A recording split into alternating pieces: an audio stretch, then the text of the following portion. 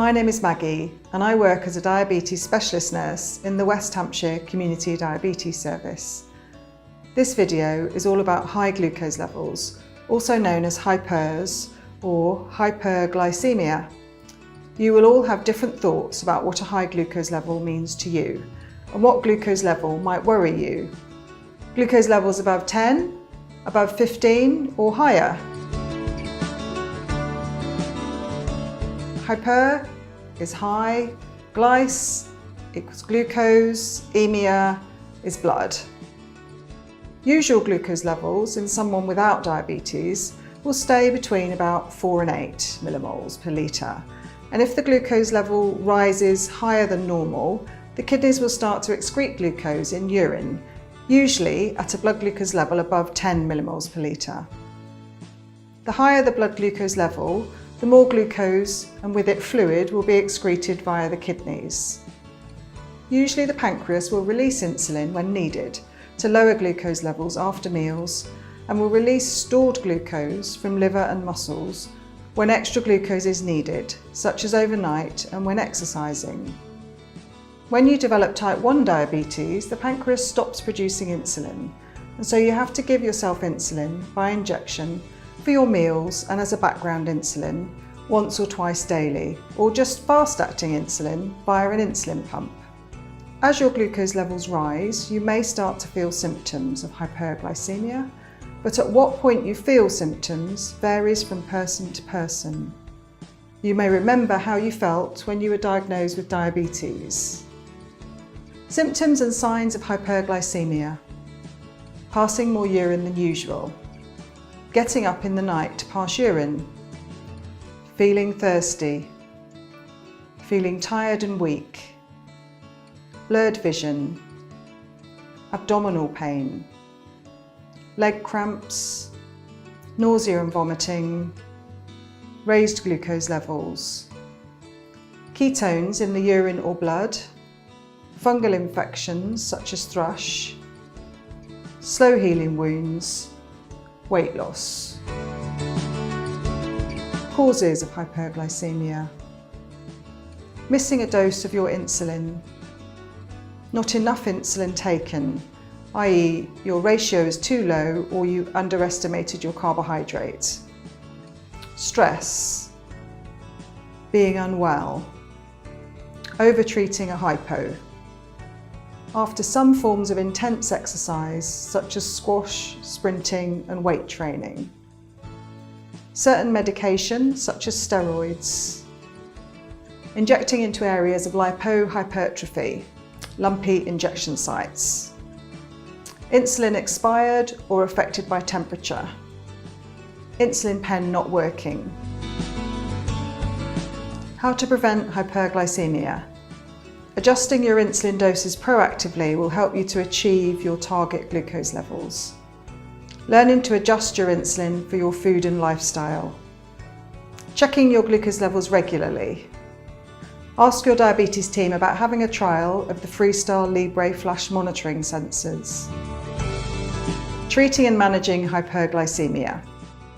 Using a correction dose will enable you to give an increased dose of your fast-acting insulin to reduce a raised glucose level back to target, and we cover using a correction dose in one of our other videos. If you do not have enough insulin, you may be at risk of developing ketoacidosis, so checking for ketones is important when your glucose is raised, so that you can take action if you are developing ketones. We cover this subject in our video on managing illness and sick day rules. Ensure you are drinking enough fluid to keep hydrated. If you are feeling unwell, you should get medical advice. For advice on what to do when unwell, please see our video on managing illness and sick day rules. Your HbA1c or Libre glucose data will help you to review how your insulin treatment is working and whether you are achieving your glucose goals. Having high blood glucose levels regularly is not something you should live with, as it can make you feel unwell and increase your risk of ketoacidosis. High glucose levels in the long term can increase your risk of developing diabetes complications. If you notice that your blood glucose levels are often high, you may want to contact your diabetes team. They will review your treatment and provide you with advice on how to get your blood glucose levels back within your target range if you do not feel confident to do this yourself. You may feel anxious after getting a high blood glucose reading and worry about high glucose levels. If you're finding it hard to deal with these feelings, you may want to talk to someone about this. Psychology support services will be available in your area, so ask your GP or practice nurse about local psychological support. I normally get really annoyed because I don't want that number, and it's not something I think, oh, okay, fine, I'll sort. It just makes me feel rubbish about everything. Yes. It's like I've failed. Exactly. So I think you've hit the nail on the head. You know, when you get a high blood sugar, it's like, oh, you know, I hear that a lot. The whole day, the rest of the day is ruined. Whatever I started off with, good intentions, is ruined. And then the feeling like failure, what have I done wrong? Sort of, it's all my fault. And then the extra effort that you have to put in to get it right. I'm not sure if you will be able to. You know, and then I think your feeling of that it's going to bring on complications. Oh, all those complications that I've been told about.